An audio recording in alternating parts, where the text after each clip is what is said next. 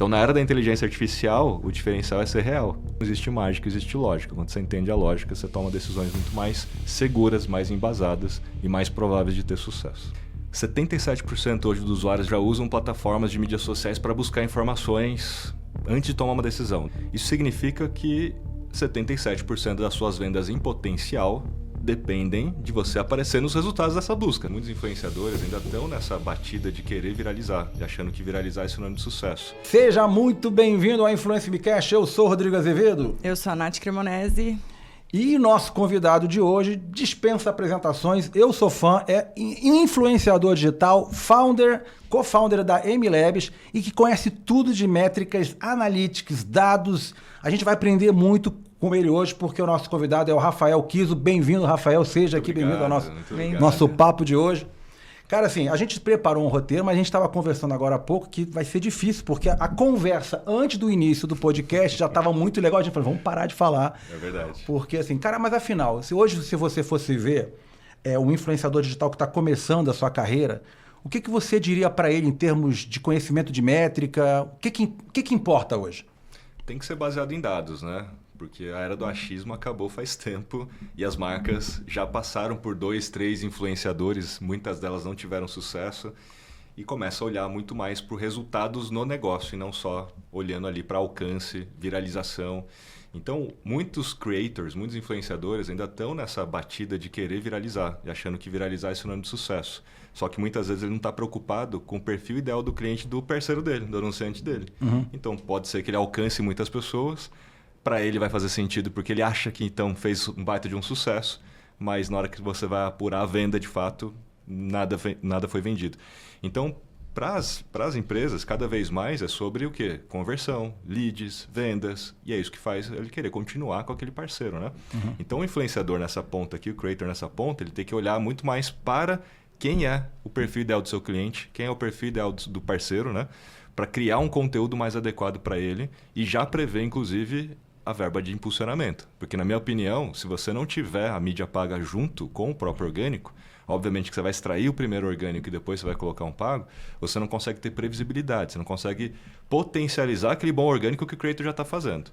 Então, eu vejo que já é uma prática importante, tá? Ou seja, você está dizendo que considerar verba de impulsionamento o tempo inteiro. O tempo inteiro. Então, assim, aqui hoje, só para responder mais precisamente, né? Então, é alcance, só que é um alcance qualificado, como indicador para que a gente entenda isso.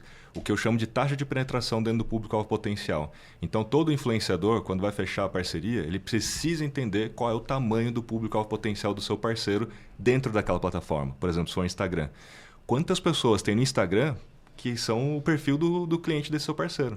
Isso dá pra gente ver hoje no sistema de mídia. É moleza. Você não precisa perguntar nem pro cliente, né? Você mesmo pode entrar lá no Meta Ads, fazer ali as configurações de segmentação e já ter uma noção. Uhum. Isso já te daria uma base para entender se você está perto ou longe de atuar, né, dentro desse público. O que já te coloca numa posição muito mais estratégica para o cliente. Imagina você, enquanto creator, falar, olha, alcancei tantas pessoas dentro do seu público, ao potencial. Cara, mas isso aí está muito distante e eu acho que tem uma situação que não sei como é que resolve. Porque a gente trabalha com muito influenciador, a gente tem um lado de caching também.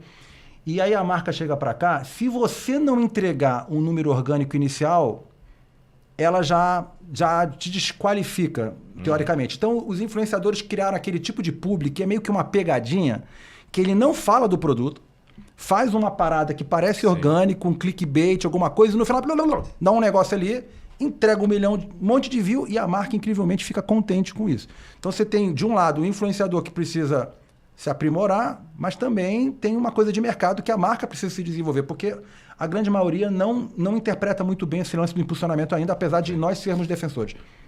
Então vamos colocar de uma maneira mais didática um framework aqui para todo mundo entender dos dois lados da moeda, né? Framework. Aula número 1. Porque assim, os anunciantes precisam aprender também a fazer direito, né? Como que a gente está colocando aqui. Às vezes eles estão achando que isso é bom e na verdade não é tão bom assim.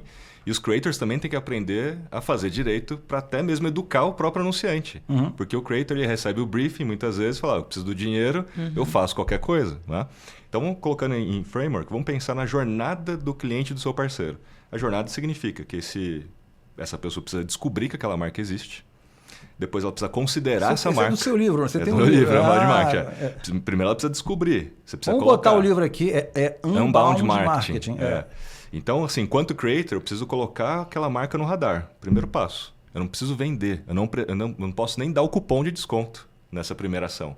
Depois eu tenho a consideração. Eu tenho que fazer aquela audiência, que é a minha audiência, a minha comunidade. E para cada etapa dessa tem uma métrica. Uma métrica cada principal. etapa tem uma métrica e cada etapa tem um objetivo e cada etapa tem um formato melhor de conteúdo. Né? E depois a terceira etapa é a conversão.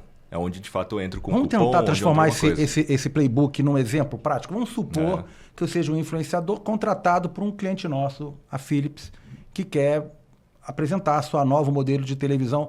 Se cada etapa, como é que seria o primeiro conteúdo dele, nesse caso? Então, o conteúdo de descoberta é um conteúdo em que você entra numa conversa existente. Nesse momento, Copa do Mundo. Então, eu vou entrar... Pegar uma carona. Vou pegar um gancho, vou falar da Copa do Mundo. Eu não estou falando da televisão. Eu vou falar da Copa do Mundo e...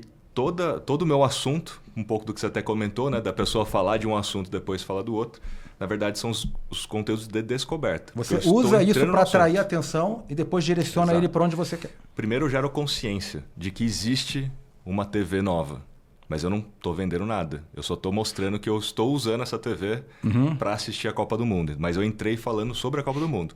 Falando talvez sobre alguma tendência das pessoas se reunirem, não sei, comportamento de consumidor, depende de quem é o influenciador. Né? Se for uma pessoa que é mais como eu falaria muito mais de tendência de comportamento entrando nesse assunto da Copa do Mundo. E aí mostraria que eu ia reunir a galera em casa, uma tendência, tudo, a galera assistir hoje pelo YouTube, na televisão Smart TV. Que por acaso é a televisão. E aí você gera uma consciência de que tem uma nova TV que é muito melhor para fazer isso. Beleza. Segunda etapa, que é a de consideração. Nesse momento eu posso fazer carrossel, eu posso fazer um stories. São os dois principais formatos para a etapa de consideração. Por quê? Porque eu tenho que ter frequência de impactos. Eu tenho que aparecer mais vezes para a mesma pessoa que já me segue. Que é aquela pessoa que já viu aquele Reels anteriormente. Por que o stories é muito bom? Porque 3 stories, 4 stories são 3, 4 impactos, falando daquele assunto. E o volume de impactos nesse caso importa? Importa porque, segundo a própria Meta e a Nielsen, né, os estudos todos, não só os recentes, né, mas de 50 anos de mídia, quanto maior a frequência, maior a lembrança de marca, maior a intenção de compra. Obviamente que depende da mensagem que você está passando, né, a intenção de compra. Nas duas etapas até agora, considera impulsionamento. Vamos chegar lá, senão a gente vai confundir a turma ainda, mas eu vou voltar nesse assunto. Então, vamos pegar Stories. Então, eu posso fazer uma sequência no Stories, cujo primeiro Stories é uma levantada de mão. O que significa isso? É uma enquete, é uma reação que a pessoa toca, do tipo, quem aí vai assistir a Copa do Mundo em casa? Clica aqui. Ou fala assim, eu não. Reage. Por quê? Porque todo mundo vai assistir em casa, necessariamente vai assistir numa televisão. Aí todo mundo que tocou sim e tal... Aí, segundo Stories, é o contexto. Porque quando você reúne em casa, tal, tem aquelas situações, né? Você vai reunir a galera na sala, como é que vai ser o preparo, não sei o que e tal. Quem já teve esse desafio aí? Aí depois vem o terceiro Story, que é de fato você introduzir o produto em si do parceiro. Esses stories, só para entender, o intervalo de tempo entre eles é o que nós estamos falando? Não, é uma sequência que você posta de uma vez só. Você já planejou... De uma vez. Exatamente. Então o cara vai dar aquela... 4 de uma vez. É o combo. Não é um por dia. Não, é o combo. É o combo de o tal do combo que geralmente é contratado, né, do próprio influenciador. 3, 4 stories. Geralmente 4 stories porque essa sequência AIDA, né? O atenção, intenção, desejo e ação, né? Então a atenção, quem vai reunir a galera em casa? Aí depois a intenção, porque quando você reúne a galera em casa, você precisa ter uns desafios, né? De colocar todo mundo junto na sala, ou o que você vai colocar para comer, não sei. E aí vem o desejo. Porque, cara, nessa Copa você precisa assistir nessa TV aqui que tem essa tecnologia. Merece. Que vai ter um som espacial. Tô inventando aqui, eu nem sei se é o caso, tá? Que vai ter um som espacial, que a luz vai, né, mudar conforme não sei o que lá. Gera o desejo. Você fala, caraca, eu acho que eu preciso dessa TV aí, né? E aí vem a chamada para ação, que é o último, né? O call to action, que eu recomendo principalmente no caso dos stories, é que seja responda esse story se você vai reunir a galera em casa, que eu vou te mandar tipo um guia de como fazer um preparo lá na sua casa para receber os amigos, uma coisa assim. Por quê? Por que é melhor do que um link direto? Porque o link direto ele gera taxa de saída. E taxa de saída é um sinal negativo para stories. Quando você tem um link de saída, o alcance orgânico desses stories começa a cair. Quando você pede para a pessoa responder o stories, ele potencializa, porque é o contrário. Você gera ação social, o inbox gera um sinal social positivo, ele aumenta a distribuição dos stories. Vocês podem perceber, depois vocês fazem os testes, tá? Sempre que você fizer um stories pedindo para a pessoa responder, vai explodir o alcance desses stories. Essa é Prestou uma das atenção aí, ô principais marqueteiros. Olha lá, não tem câmera Mas mostrando lá, mas tá todo mundo. A gente... Mas Então- e pra parte de tagueamento? Então, né? aí a pessoa respondeu. Não, responde aqui e fala, eu quero, tipo isso. E eu vou te mandar esse guia. Você gera uma automação. Né? Sim. Hoje a Money MLabs... Chat, né? Não, a MLabs tem. A gente lançou agora, a MLabs Chat. Ah. Você consegue fazer automação, digitou aqui, respondeu stories, manda automaticamente. E dentro desse guia, tal, você tem lá os links da televisão A, da B, da C e tal. E você pode taguear a abertura, você pode taguear o QR Code dentro do PDF. Ou você pode até fazer alguma coisa interativa, que a Você pessoa acha- clica no link. Você acha que vale mais a pena eu aumentar o alcance do story porque as pessoas estão respondendo do que eu diminuir uma etapa do link? Porque eu fico pensando na objeção disso, né? No CTA eu estou direcionando a pessoa direto para um link de compra e na resposta eu estou gerando uma etapa a mais para ela ir Mas para o lembra link. que a gente está na segunda etapa da jornada, que é de consideração. Por isso que eu falo, não é o momento ainda de você Aham. colocar um cupom. Você vai desperdiçar o cupom. Entendi. Porque pode ter venda? Pode. Mas você não potencializa o nível de consciência, intenção de compra e depois na próxima etapa. Então, a primeira etapa é descoberta, a segunda consideração, que é esse exercício que a gente fez no Stories. Aí a gente vai para o terceiro, que é a conversão. É aí que entra principalmente a parte da mídia paga. Por quê? Porque a mídia paga ela tem condições totais de atingir quem assistiu o meu Reels da descoberta, quem interagiu comigo no Stories, quem baixou o meu e-book. Você consegue, com o Pixel, né, consegue com a API de conversão e fazer uso das tecnologias todas, fazer essa audiência que o próprio Meta te constrói. Falar, a audiência que engajou no seu Stories nos últimos 3 dias, que viu o Reels pelo menos 75%. E aí você potencializa o quê? Um dark post. Por que um dark post é mais recomendado do que um post no feed? Né? Porque o dark post ele não aparece no seu feed. Então você não fica meio comercialzão demais. É. Porque o receio de todo mundo é esse, né? Puta, eu vou fazer um post no feed vendedor. Todo mundo fica com receio e tal, fica melindrado com isso, né? Mas você pode fazer um baita de um criativo que se torna um anúncio nesse estilo, melhor estilo GC da vida, e que vai só pro anúncio. E o anúncio é feito por você, no seu canal, Creator. O que hoje as marcas têm feito?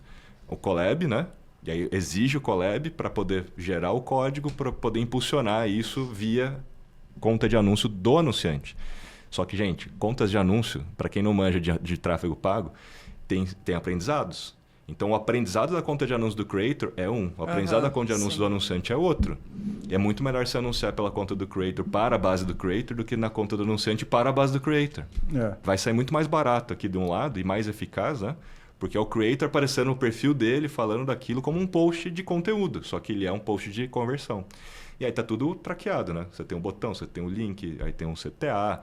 E, obviamente, tem que ser criativo. Não é para fazer também um negócio assim, né? Compre agora. Isso só. é um puta de um playbook animal. Um né? hack. É um hack, porque de uma vez só a gente está falando aqui de pilotar o algoritmo. Você usou manipular o algoritmo. Quando você começa a entender como é que funciona, você começa Você está jogando a favor, né? Usando ali o próprio algoritmo Sim. contra ele. Ou Não a contra favor ele. dele. No final do dia, ele está ganhando dos dois lados. Ele sempre Você ganha. manipulando ou não ele está ganhando dos dois lados. Inclusive porque uma grande reclamação é o algoritmo me odeia. O que a gente ouve, o algoritmo me odeia, né? Na verdade, a resposta para isso seria o quê? Você que não sabe ainda como é que funciona esse algoritmo, né? Porque ele não odeia ninguém. Eu posso discorrer sobre isso, mas eu quero só finalizar o ponto, porque eu falei para a Nath que ia voltar nesse ponto a gente já falou então do impulsionamento na etapa de conversão. Mas sim, é importante também você reservar uma verba para a etapa de descoberta e consideração. Fiz um Reels de descoberta. Organicamente pode ter ido muito bem. Só que, por que não? Você já gastou tempo, energia e dinheiro fazendo um bom conteúdo de descoberta que alcançou, sei lá, 100 mil pessoas organicamente. Com pouquíssimo dinheiro você consegue fazer esse negócio subir para 300, 1 milhão. É verdade. Dentro do público-alvo potencial do Isso anunciante. é do interesse da marca. É. Porque ela reduz o CPM. Não, e dilui até, o CPM, total. Até uma Exato. pergunta, a gente volta no seu, mas só porque veio na minha cabeça agora, cada um fala uma coisa, né? Mas qual é o tempo certo para você impulsionar o conteúdo depois que você colocou ele no orgânico? Tem uma lógica. A primeira lógica é, deixa ele rodar por 24 horas. Esse é o primeiro estágio dessa lógica. Então você vai entender na curva. Todo mundo já viu lá que quando você aperta no Ver Insights, você tem uma curva. Tô falando de Reels aqui, tá? Só para ficar mais evidente. Quando você clica lá Ver Insights, no Reels você tem uma curva de visualizações. Essa curva, ela tem a curva do Reels atual e tem uma curva pontilhada que mostra qual é a média do seu perfil. Nessas 24 horas, você vai entender se ela está dentro da média, abaixo da média ou acima da média. Se ela está dentro da média, em 24 horas... Morreu. Vamos lá, vamos impulsionar depois de 24 horas, porque ele está dentro da média, você não vai extrair muito mais do que aquilo. Se ele está acima da média, você espera um pouco mais. Por quê? Porque ele já está sendo mais distribuído do que a média. Ele está tracionando. Está tracionando. Então deixa ele. Na hora que essa curva começar a ficar flat, porque a curva é assim, né? Ela fica mais exponencial, a curva pontilhada e a sua curva mais exponencial, abrindo a boca do jacaré, né? Então você deixa no orgânico. Na hora que ela começa a ficar uma curva mais flat, né? E começa a cair, é o momento que você fala, agora não vai dar para extrair tanto mais do orgânico, é o momento a gente colocar a mídia aqui. E por que eu fiz esse playbook das 3 primeiras etapas? Porque, inevitavelmente, o acordo entre a marca e o creator deveria ser por pelo menos esse pacote de conteúdos de descoberta, consideração e conversão. E hoje não tem essa consciência. A galera fala, não, quanto você cobra aí para fazer um Reels e um combo de Stories? Não é isso? É só isso. Eu sei porque eu recebo todo dia esses pedidos. E aí você fala, tá, mas não vai mover o ponteiro. Porque a galera não vai gerar descoberta, consciência, não vai ter frequência de impacto e não tem... E como é que você sai dessa para a marca? Não, comigo, é como eu já entendo, nas conversas eu sempre devolvo. Olha, seria mais interessante isso, aquilo e tal. Tem gente que bate o pé, por quê? Porque quem está falando lá é um analista que também não está... Só quer cumprir o trabalho dela. Não, mas é urgente, eu preciso do orçamento hoje. É sempre assim os e-mails que chegam. Não sei se vocês podem me falar. Se é uma técnica de operação. Não é uma técnica. Que sempre chega assim, não, é urgente, você precisa mandar hoje e tal. E aí não dá tempo de explicar. Fala, não, vamos fazer uma call só para eu mostrar para vocês que deveria ser de outra forma. Não dá. Do nosso lado, como intermediário, o que eu posso dizer é que é difícil defender isso para as marcas. Né? Eu sei. Elas já chegam. Eu até vou te dizer, cara, a gente tem que fazer um negócio aqui, nós aqui, que isso, a gente tem essa facilidade de articular com muitos influenciadores. Primeiro, os influenciadores precisam ser treinados, porque eles precisam saber fazer, saber da importância que no final, se ele dá resultado, o cliente fica feliz, se o cliente fica feliz, ele contrata mais. Exato. Tá? E essa parece uma doença, uma preguiça. Um Reels 2 Stories. Um Reels 2 Stories. A gente virou uma coisa meio monossilábica, assim, um Reels 2 Stories, como se isso fosse gerar... E ainda tem outro, o cara nem repete o influenciador, que tem seria ótimo se o cara pudesse ter pelo menos um Reels 2 Stories por 4 meses, né? Para dar tempo do cara fazer, né? Então acho que a gente podia bolar alguma coisa, uma parceria, fazer alguma coisa de treinamento de criadores de conteúdo. Concordo. Né? Não, dos dois lados. Dos dois lados. Tem que ser os dois lados. E de marca, já. Porque o creator, mesmo treinado, ele não vai ser escutado muitas vezes, porque eu falo, não, me dá o orçamento aí que é assim que tem que ser. Então a marca tem que ter esse nível de consciência para começar a mandar o briefing já de forma diferente, né? E eu acho que todo mundo tem que ter esse nível de consciência no final do dia. Mas... Você imagina só que legal, né? O briefing, ele é o briefing, né? O cara tem o Reels e tem até os Stories. Mas só que cada um do combo do Stories tem a sua função. Sim. Hoje, as marcas, e até nós, cara, a gente pede para o influenciador o tal do Reels, tantos Stories, e o cara faz, só que ele faz o que ele quer. Ele não tem esse entendimento da importância, da cadência dessa história. Ele não se liga que o Stories tem aquele objetivo e que o Reels tem aquele outro objetivo. Então ele acaba fazendo mais ou menos a mesma coisa. Ele faz o Stories que é para divulgar a marca. Ele faz o Reels que é para divulgar a marca. Não, ele faz o Reels, quebra em 4 Stories. Você falou muito do... E o cupom tá em todos. Você falou muito do Story, mas no Reels, nesse caso, desse exemplo, como é que ele seria? O Reels está na descoberta. Porque o algoritmo do Reels ele é muito bom para distribuição para não seguidores. Tanto que o Instagram inteiro mudou, né, por conta disso. Porque ele se tornou uma rede de interesse e não mais uma rede social, né, dos grafos sociais. Então o Reels ele é o que tem maior potencial para extrapolar a sua própria base para alcance de não seguidores. No entanto, em tese, o anunciante contratou aquele creator para falar com a base de seguidores do creator, certo? Só que o que todo mundo espera é o quê? É que esse creator viralize e que 70% seja de não seguidores. Em tese não faz sentido, perceberam? Em tese não faz sentido. Só que para todo mundo é sinônimo de sucesso. Viralizou é sinônimo de sucesso. Só que, viralizou para uma pessoa que nem conhecia aquele creator. Então, assim, peraí, tem alguma coisa estranha nessa lógica, porque a ideia é falar com quem já conhece o creator. Porque é mais fácil você influenciar... Foi por isso que você contratou. Exatamente. É muito mais fácil você influenciar quem já conhece aquela pessoa, né? Então, o Reels ele tem esse potencial, só que no caso do Instagram em particular, ele sempre distribui primeiro um conteúdo para uma amostra de estatísticas dos seus seguidores. E não é qualquer seguidor, são os recém-seguidores. E aí ele, dependendo dos sinais sociais dos recém-seguidores, ele distribui para os não seguidores. Aí o Stories ele entra bem na consideração porque o algoritmo do Stories ele foi projetado para entregar o seu conteúdo para quem já te segue e é mais engajado com o seu perfil. Por isso que o Stories, em tese não, na prática ele alcança menos do que um feed. Não é porque ele é pior, é porque ele é melhor. Ele é mais qualitativo, ele já é um filtro do seu público mais engajado, né? Aí você pode também fazer um carrossel, como eu já tinha falado ali, né? O carrossel para etapa de consideração também é interessante, porque o algoritmo do carrossel ele entrega para seguidores mais do que para não seguidores. Pô, mas eu já vi um monte de carrossel lá na home. É porque a galera colocou uma música e quando você coloca uma música ele tem o potencial de entrar na recomendação. Mas quando a gente olha em proporção, 70%, 80% é Reels. Carrossel é muita exceção. O carrossel, no caso, faz sentido para aquele influenciador que faz carrossel, né? Porque se o cara, de repente, aparecer com carrossel não é a dele, também talvez não dê nem... É que dá para fazer carrossel de vídeo. A galera não se liga que carrossel também dá para colocar vídeo, entendeu? Dá para fazer storytelling. Você acha que tá mudando um pouco? Porque... ultimamente a galera sempre tem falado, não, ninguém mais quer ler, ninguém quer ver mais conteúdo estático, é tudo vídeo, mas eu já tenho visto até, ontem até um convidado de ontem falou, pô, eu coloco frase no meu feed, bomba, eu tenho visto um certo comportamento diferente. Parece que o formato tem uma hora que cansa e é cíclico, né? Dá uma sensação de cíclico, aí volta aquilo que a gente achava que não ia dar e agora voltou a dar. Não é bem isso. Mas é que existe uma corrente produzida pelo próprio Instagram, né? Então vamos entender essa lógica. Vamos supor que não existisse Reels.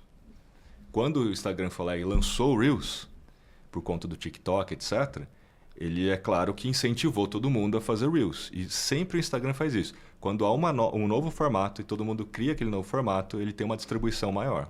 Todo mundo já percebeu isso, foi com o Stories, foi com o Reels. Para fazer pegar. Até mesmo do Instants. Acho que a galera é uma novidade, né? Acho que muita gente não se ligou a isso. É que você pode compartilhar um instant no Stories. E quando você faz isso, seu Stories explode. Né? É assim. Por quê? Porque é um formato novo e ele quer que todo mundo fique sabendo daquele negócio. Por exemplo, eu fiz a gente estava falando de APAS, né? APAS Show, eu fiz a sequência da APAS no Stories e fiz isso. Eu fui fazendo uns instants. E no final dessa sequência eu compartilhei o Instance no Stories. Que é aquele resuminho, né? Que é o resuminho. Foi assim, em torno de 5, 6 vezes mais alcance do que a média do Stories. Por conta disso. Se eu não tivesse feito isso, ia ficar na média. Ou seja, é uma parada que tem que aproveitar agora. Mas é uma janela curta. Geralmente uma janela curta. Então, assim, existem, de fato, janelas que você vai ter um formato que vai ter uma entrega maior. Esse Instant que você fez aqui hoje, você compartilhou no Story ou não? Ainda não. Por quê? Porque a ideia é você fazer mais... E aí ele gera um resuminho, gera um stories com um resuminho. Sei lá, assim, uns 3 dias, 4 dias. E aí você publica isso para aumentar. Só que tem que ter a ver com aquilo que a gente está falando aqui, né? Então você faz uma sequência de stories, por exemplo, do podcast e faz um resuminho do podcast. Só para não ser também tudo aleatório, assim, né? Não é assim. Então você tem essas janelas de oportunidade. O que acontece então? Vamos pegar esse exemplo do Reels. Todo mundo passa a fazer Reels, não é verdade? Porque a corrente é assim, né? Não, agora a bola da vez é Reels, todo mundo passa a fazer Reels. Um monte de guru ensinando a fazer Começa a falar Reels, todo mundo passa a fazer Reels. Ou seja... Fatura. Não. Na verdade, você manipulou o próprio algoritmo. Por quê? Porque o algoritmo ele pensa no seguinte. São algumas fatores chaves para a entrega de conteúdo. Um deles é o seu interesse, outro deles é o seu interesse em um formato. Só que quando tem mais conteúdos feitos num determinado formato, inevitavelmente você vai acabar vendo mais daquele formato do que do outro. Você passa a ver mais Reels do que carrossel. Afinal de contas, vocês estão produzindo mais Reels do que carrossel. Então, no final da conta, uma coisa retroalimenta a outra. Porque, já que tem mais Reels, eu estou vendo mais Reels, o Instagram acha que você prefere Reels. Mas não é que você prefere Reels, é porque tem mais Reels. A oferta é maior. E aí acaba fazendo esse ciclo se repetir e começa a aparecer só mais Reels para você e você tende a acreditar que o carrossel está morrendo. Não tem mais carrossel. Só que se você começa a ver carrossel e você começa a ignorar o Reels, você vai ver. Em 2 dias vai aparecer um monte de carrossel para você falar, tá vendo? O carrossel voltou. Cara, agora é carrossel. Vou fazer uma analogia engraçada. Vamos supor assim, você nunca prestou atenção num certo modelo de carro andando na rua. Aí você compra aquele carro. É tipo isso. Rapaz, como tem desse carro, amigo? Você começa quando você quer ter esse carro aí pronto. Aí parece carro. Que vai surgindo. Aí, Kiz, eu tô aqui pensando no negócio. Uma coisa que eu, de volta e meia, eu falo aqui, que eu me preocupo um pouco, não sei nem como é que a gente lida com isso, mas eu via a TV, o áudio da televisão, né? Uma época que quantas métricas a gente tinha? Praticamente nada. A gente tinha um Ibope, que desculpa pessoal do Ibope, era uma métrica hiper questionável. Porque considera aquele aparelhinho que fica instalado numa quantidade de televisões, já que era 1.000 e poucas, 2.000 e poucas. Eu nunca vi um aparelhinho, nunca conheci alguém que tivesse aquele aparelhinho. Um mito, né? É um mito, é tipo enterro de anão, você nunca viu, mas sabe que existe, né? E eles ainda diziam que não, é porque aquilo ali representa uma família de 4 pessoas e multiplica, extrapola e chegava nos 30 pontos, nos 50 pontos, 60 pontos. E era isso que a gente tinha. E ainda assim, a partir daí foi criada marcas como Brastemp, Omo, Coca-Cola, as maiores marcas em termos de lembrança, de preferência, inclusive, de compra, que não dependem, inclusive, de Google Ads, nem de mídia de performance, porque o consumidor vai na prateleira e pega Omo, desodorante, Rexona, pega o Rexona, sabe? Que é o quê? Mídia de awareness. Nós estamos falando de mídia de awareness na veia, que criou as maiores marcas do planeta. E agora a gente tem o quê? O extremo oposto disso. Olha que doideira. A gente tem o quê? Excesso de métrica. Mas é tanta métrica. É tanta métrica que nós estamos criando uma legião de CMOs que não quer mais fazer awareness, porque acha que o que tem valor é a conversão. Então, eu botei 100 mil influenciadores, quanto eu vendi? Nunca fez campanha com influenciador, também não fez esse playbook seu. O cara comprou lá um monte de Reels 2 Stories, né? E depois ele perguntou, quanto que vendeu? Eu vendi 5 unidades. Não, isso não vale, vou botar na televisão. Ou seja, a métrica sendo o pretexto para não fazer o awareness, aí ele bota 40 milhões, 50 milhões numa cota de Big Brother, né? Que não se mede absolutamente nada e acha lá o sentir resultado, né? Então, como é que a gente faz para equilibrar o excesso de métrica, causando essa ansiedade por um resultado imediato que não vai acontecer? Não acontece. Eu não sei se TikTok Shop pode ser, entendeu? Que aí o cara tá lá para comprar mesmo. Mas, em geral, esse tipo de coisa, awareness, se você se tornar, são meses, anos de trabalho. Sim. E as marcas estão desistindo. Como é que a gente vai formar as grandes marcas, os futuros Omo, Brastemp, Coca-Cola, Rexona, todas as grandes marcas que fizeram não awareness, se elas não querem mais fazer awareness? Boa.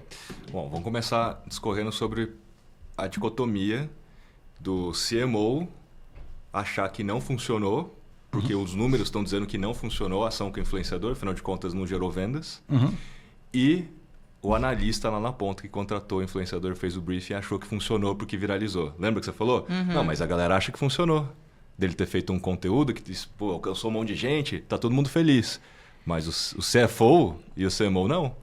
E aí ele vai lá e aloca esse dinheiro depois em outro lugar. Por isso que no começo eu falei, gente, a métrica mais importante obviamente é a venda. Porque se você não ajudou a vender no final do dia, esse CMO e CFO não vai continuar investindo em influenciador. Talvez o analista acredite que funcionou, mas na ponta não funcionou. Então, tem uma dicotomia aí. Então, o ponto é, o indicador importante é, no final do dia, de negócio. Não é de mídia social. Mesmo em marketing de influência, no final do dia, é taxa de conversão, lead, venda, etc. Né? Beleza. Então, a gente olha agora para os indicadores. Dentro daquele playbook que a gente fez dos 3 primeiros passos, cada etapa tem as suas métricas e tem os seus KPIs. Métrica da etapa de descoberta, alcance, KPI, taxa de penetração no público-alvo potencial. Métrica, ele é um número absoluto. Alcance, alcancei 100 mil pessoas, é uma métrica. Só que ela é uma métrica de acompanhamento. Ela não precisa nem ser reportada. O que vai reportar para um executivo é a taxa de penetração. Quantas pessoas a gente alcançou? 25% do nosso público-alvo potencial no Instagram. Isso é bem legal. O papo já mudou. Porque aí o CMO já fala, pô, interessante. Não. 25% Vou até te falar, tu me deu um insight aqui, desculpa interromper, porque outro incidente que vai ter a ver um pouco com, talvez você até possa colocar na tua fala, é que assim, o cara chega para nós, outro problema, o cara chega para nós assim, então vamos fazer um teste aí. Tá, qual é a verba? Tem 30 conto, tem 30 mil reais. Aí o público-alvo do cara, total, 50 milhões de pessoas. Ele tem 30 mil reais. E ele quer... Vamos botar a métrica de quanto que você está comprando de penetração. 0,001% é o que você está comprando. Esse foi o resultado que você teve, camarada. Porque, veja, não é um resultado ruim. Para a sua taxa de penetração que você está adquirindo, isso é um resultado excelente. Isso é um puta de um pulo do gato. E aí a gente vai para a segunda etapa. Qual que é a métrica da segunda etapa? Quantos, sei lá, seguidores o influenciador ganhou por causa dessa ação? Porque às vezes o influenciador ele se ludibria por causa disso, né? Não, porque a gente vai impulsionar seu post, você vai ganhar seguidores também e tal. Aí você vê seguidores como uma métrica. Mas no final do dia, o principal KPI da segunda etapa é a frequência de impacto. E isso é desde a época da televisão. E a mesma situação que você falou. Pô, se você for anunciar na televisão, não adianta você pegar 30 mil reais e colocar nacional. Você não vai falar com ninguém. E a frequência, inclusive, vai ser baixa. Então, geralmente, os planos de mídias offline das antigas era o quê? Frequência, impacto e frequência, né? Quantas inserções eu vou fazer? Eram semanas. No mesmo canal para ter frequência de impactos. Porque a frequência de impacto por semana eleva lembrança de marca e intenção de compra. Então, na história da construção de marca, por que todas essas marcas grandes se construíram lá atrás? Porque você tinha poucos canais e eles concentravam a sua verba naquele canal fazendo impacto e frequência, né? Então, eu te impactei 10 vezes naquela semana. E hoje, segundo a Nielsen, de 3 a 4 vezes por semana se aumenta em 95% de chance da pessoa lembrar da sua marca. E a intenção de compra ela sobe 3 junto. a 4 vezes por 3 semana. a 4 vezes por semana. Só que não adianta você aparecer também, sei lá, uma semana e nunca mais aparecer. E 3, né? 4 vezes por semana com o mesmo cara. Seria bom, por exemplo, você Exatamente, contratar com um o mesmo cara. influencer- Não necessariamente com o mesmo post, tá? mesmo Mas post, com o mesmo cara. com o mesmo cara. Por isso que a narrativa, a ideia do arco narrativo é essa. Eu introduzi a marca, depois eu gerei mais Eu informação posso sobre ter aquela 10 marca. creators, 3 a 4 semanas, cada um, 3 a 4 semanas, um compromisso do mês inteiro, pelo menos, com o cara, seria o cenário ideal. Por isso que a mídia paga é importante nessa situação com o creator, porque sem a mídia paga você não controla impacto. Você não sabe organicamente se eu falei com a mesma pessoa com o Reels, depois com o Stories, depois com... É mais difícil. Agora com mídia paga eu consigo. Eu consigo fazer aquele meu post de conversão aparecer para quem viu o Reels, aparecer para quem viu o Stories. Ou seja, eu estou fazendo mais um impacto naquela semana para aquela mesma pessoa. Isso aumenta em 95% de chance dela lembrar da marca. A intenção de compra sobe, aí o cupom vai fazer muito mais sentido no final da história, né? Então a gente falou agora do KPI da etapa 2, que é a de consideração, que é frequência de impactos. E a gente vai para a etapa 3, que é de conversão. Qual que é a métrica? Lead, venda. Qual que é o KPI? Taxa de conversão.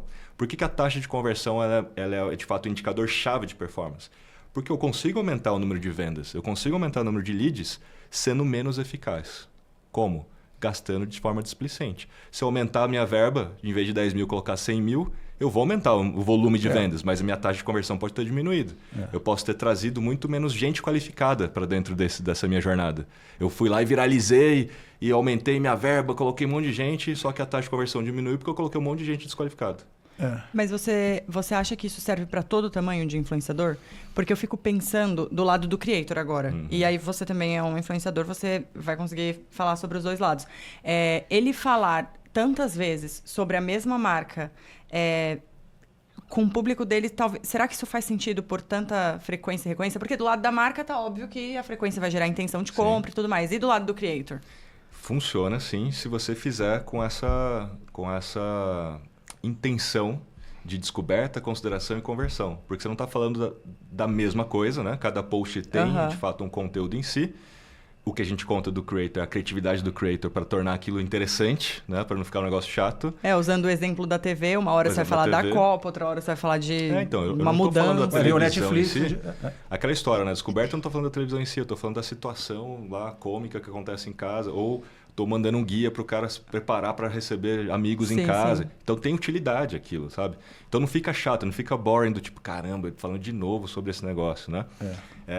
Isso é uma habilidade que ele tem que ter, e eu digo mais. Eu tendo a confiar mais numa publi que o cara mostra, que a marca e o cara mostram um certo compromisso. Né? Não, e que faz parte do dia a dia. Aí eu acredito. O cara tá usando, a TV tá realmente pendurada na parede por dele. Mais de um dia ele mostrou vários, isso, tá mostrando né? e tá continuando. E a gente vê na prática aqui vários influenciadores que trabalham com a gente com certas marcas, tipo Mondial. E o cara tem a Airfryer da Mondial. Esse case da Mondial é muito legal. Eles entraram aqui há 5 anos atrás, tinham 17% de market share em Airfryer. Há 5 anos que a Mondial contrata uma quantidade de influenciadores non-stop há 5 anos. Então, essa continuidade que você está mencionando, ela está acontecendo. E os caras hoje, eles não eram líderes de mercado, não tinha líder de market share, hoje tem mais de 50% de market share. Mas vamos pegar esse exemplo da Mondial. Por que é tão fácil? Melhor dizendo, não é fácil, né? Mas por que é tão mais fácil para eles do que para os outros? Porque eu não preciso falar do próprio aparelho, eu posso fazer uma receita. É verdade. É isso que eu estava falando para você. É uma vantagem. O conteúdo em si é a receita que você está passando, não é o equipamento, né? O equipamento está ali. Ele faz parte da vida da pessoa, ela faz isso naquele equipamento. Mas isso serve para quase tudo que é eletrônico. Exato. By the way, é o melhor... Não, tô falando assim, by the way, quando você é influenciador, você fala, eu só uso porque é o melhor equipamento. Eu não vou ficar usando qualquer coisa, entendeu? Sim. É a influência de verdade, né? Aquela influência que você não precisa influenciar. Quando você vier com o cupom, o seu público já vai estar pronto para receber, né? E tem outros conteúdos que são mais desafiadores para o influenciador criar essa narrativa, essa storytelling para segurar o cara, né? Então, aí cabe também o creator, né? Avaliar as marcas com qual ele quer trabalhar, porque assim, a galera tá aceitando qualquer coisa, entrando talvez numa enrascada. Às vezes não tem nada a ver com a vida dele, ele não usa aquilo, é até contra aquilo, sabe? Já soubemos de muitas histórias, né? E aí fica difícil, fica né? Mal. Aí fica estranho mesmo, aí fica chato mesmo e tal. Agora, eu já usava imagina, a melhor situação é essa, né? Eu já usava essa marca. E ela quer me contratar, caramba, estamos juntos, né? Porque fica natural, fica legal, você já faz parte do dia a dia. Já aconteceu comigo, acho que umas 2 vezes já, de marca que me contratou, eu falei, caramba, já usa, então bora, vamos fazer junto. Aí é moleza, dá vontade até de fazer de graça, só você não fala isso, né? Fica na Exatamente, exatamente, né? Tipo a Harley Davidson, eu gosto da marca, né? Você fala assim, então, estamos fazendo uma publi com um casaco... Agora, voltando só para a gente fechar aquele assunto, então a gente fechou dos indicadores, falando de CMO, etc. Eu quero falar de UGC ainda... E aí, uma outra parte da sua questão foi sobre construção de marca, né? Como é que a gente então constrói marca a partir deste novo momento, né? E todo mundo está percebendo que a maioria das marcas agora sendo faladas no momento são marcas feitas pelos próprios creators, né? Não são as marcas centenárias ou as marcas, sei lá, que já eram muito conhecidas nessa época da televisão. Então não é que funcionou lá atrás e que vai continuar funcionando, por exemplo, a própria Brastemp que você citou e tal, né? Por que sei lá, Coca-Cola e Itaú continuam anunciando até hoje insanamente por causa da frequência, por causa das gerações novas? Se você não está nesses novos meios, em algum momento você vai ser esquecido. A lembrança de marca vai sumir. Então, tem que se adaptar aos meios, né? Tudo é um meio, ele não é o fim, né? Então, a televisão é um meio, o Instagram é um meio, você vai se adaptando ao meio, mas a lógica ela continua, que é a lógica de impacto, frequência, impacto, frequência. Só que neste momento a gente está vivendo um fenômeno que quem é que tem mais impacto e frequência? Quem é que consegue fazer esse impacto e frequência a um custo que seja razoavelmente aceitável, né? Precisam gastar um caminhão de dinheiro no negócio. Tipo na televisão, né? Com o dinheiro que se gastava na televisão, dá para fazer hoje muita coisa. Né? Quando você compra a internet brasileira. Se o cara botou 70 milhões, um cliente nosso botou 70 milhões no Big Brother e eu disse assim, cara, se você der 70 milhões para cá, a gente vai comprar a internet brasileira um ano inteiro. Não é um joguinho, não é a internet brasileira um ano inteiro. Exato. Ninguém mais vai falar de mais ninguém, vai ser só você, um ano inteiro, né? Por isso que eu tô falando, a gente está diante de um fenômeno atual que é você entender o jogo de comunidade. A mídia de massa está mais acessível. A mídia de massa era um privilégio de poucos, né? Eu acho que o grande fenômeno é que a mídia de massa está disponível para quem tem algum dinheiro. Não precisa mais ser milhões. O cara consegue emular uma mídia de massa. O efeito da televisão. Consegue. Se você fizer um bom trabalho de mapear, né, pelo menos na lógica e estatística, se você conseguir pelo menos 3 influenciadores para cada interesse, vamos dizer assim, em comum, né, de sua persona, você tem uma persona, aí você tem a sua persona, ela tem quais interesses, quais são os seus territórios de marca. Vamos pegar, por exemplo, o MLabs, que eu acho que é mais fácil para eu falar que eu vivo todos os dias. Eu tenho aqui meu ICP. Quem é meu ICP? Meu perfil ideal de cliente. É uma agência, é o dono de uma agência, é um social media. Só para efeito didático. Quais são os interesses de um social media? Porque se eu falar do meu produto, vou ser ignorado. Você fala, olha aqui, eu tenho um software X que custa tanto, promoção. Ninguém quer ver isso, engajamento baixo, distribuição baixa. Por isso que eu tenho que fazer aquele Reels de descoberta. Eu tenho que criar um conteúdo que entra num assunto que interessa ao meu ICP, certo? Então eu tenho que mapear quais são os interesses do meu ICP. Nesses interesses, vamos supor que um deles seja sobre produtividade. Porque a galera de agência vive estressada, saúde mental é importante, ninguém consegue ter tempo para nada, né? Então, saúde mental... Jura, né? Sério? Sinto problemas aqui. Mas o fato é, interesse em saúde mental. Indiretamente tem esse interesse sobre produtividade. É bem legal, cara. Eu tô entendendo. Eu tô vendo a Matrix. Aí, eu como marca, eu como CMO, eu falo... isso aqui é um território de marca, porque se eu tiver lugar de fala para falar de saúde mental, eu consigo entrar nesse território, entrar na cabeça desse meu ICP, sem falar do meu produto, fazendo venda direta. Mas a minha ferramenta aumenta a produtividade. A MLabs, você gerencia tudo ali, isso aumenta a produtividade. Então, no final do dia, lá no final da história, a galera vai falar, eu preciso dessa ferramenta, mas eu não falei dela em primeira instância. Então, no momento que eu mapeio os territórios de marca e alinhados aos interesses, territórios culturais e interesses do meu público, eu começo a mapear os influenciadores que têm lugar de fala nesses territórios. Se eu não tenho lugar de fala enquanto marca, quem é que tem lugar de fala nesses territórios? Você falou da coisa da saúde mental. Então, a coisa óbvia de que todo mundo faria, eu vou pegar influenciadores que falam de marketing. Você está dizendo que, nesse caso, você vai pegar um influenciador que fala de saúde mental, dos desafios de saúde mental, e lá pelas tantas ele traz o assunto, usando lá o playbook, para o assunto da MLabs. Ou seja, não é necessariamente a gente fazer o óbvio, né? É comer pelas beiradas para você trazer o cara que te interessa. E eu, enquanto marca, eu também posso fazer coisas. Como, por exemplo, a gente fez um episódio de um podcast trazendo uma pessoa que é especializada em saúde mental, e uma outra pessoa que é dono de uma agência, e eu entrevistando os dois ao mesmo tempo, para fazer essa discussão. Por quê? Porque isso gera corte gera conteúdo que entra na conversa. Então, não foi uma ação de marketing de influência em si, mas eu entrei nesse território de marca. Mas quem são as pessoas que são influenciadoras nesse território? E que têm, de alguma maneira, como público, social media e agência, né? Então, provavelmente é uma pessoa que já está ali na área de marketing também, etc. É assim que eu vou mapear os meus influenciadores, que eu vou ter que ficar pelo menos 6 meses. Curiosidade, no caso da MLabs, você deu um exemplo de um território. Quais são os outros territórios da MLabs? Que eu acho que é meio parecido com a gente. Já quer pegar uma dica. Vamos lá, saúde mental. É que território ele tem a ver com o seu posicionamento. Então, aonde que eu quero me posicionar que vai me diferenciar nesse mercado? Então, a MLabs ela tem as ferramentas de produtividade. Então, eu tenho que ter esse território, tem que ser um lugar de fala meu, muito poderoso. A gente é totalmente baseado em dados. Então, a MLabs, em todas as ferramentas, ela te dá informação, ela te dá base de dados. Então, ser baseado em marketing digital baseado em dados é um território nosso. Isso, quem tem esse perfil, né? Esse perfil mais analítico, esse perfil mais tester, mais cientista e menos achista, né? É território nosso. E tem alguns outros aí, mas já só para didaticamente falar desses dois. E como é que a gente gera lugar de fala se eu não tiver? Vamos supor que estrategicamente eu mapeei e falei, putz, é importante saúde mental. Porque a gente consegue entrar por essa via para falar de produtividade. Eu tenho lugar de fala para falar de saúde mental? Talvez não. Uma das maneiras que as marcas podem fazer para ter lugar de fala é fazer pesquisas de mercado. Então, a MLabs fez a maior pesquisa desse mercado, que se chama Panorama dos Profissionais de Mídias Sociais e Agências. E dentro dessa pesquisa, a gente faz várias perguntas. E a gente hoje tem mais de 4.000 respondentes. Se tornou a maior pesquisa desse mercado. Então, eu tenho dados para poder falar sobre esse assunto agora, mais do que todo mundo. E aí eu, em tese, compro o meu lugar de fala dentro daquele território. Né? E aí, falando de TikTok rapidamente, só para fazer uma associação, no TikTok, o que muitos poucos já se ligaram sobre isso, que no TikTok é sobre microcomunidades. Tipo, BookTok Brasil é uma microcomunidade, certo? As hashtags no TikTok são microcomunidades. E para você funcionar no TikTok, você tem que mapear as microcomunidades, e essas microcomunidades estão associadas a algum território de marca. E é assim que você descobre os principais influenciadores que têm lugar de fala. É através das microcomunidades. A gente estava falando, né, sobre construção de marca, etc.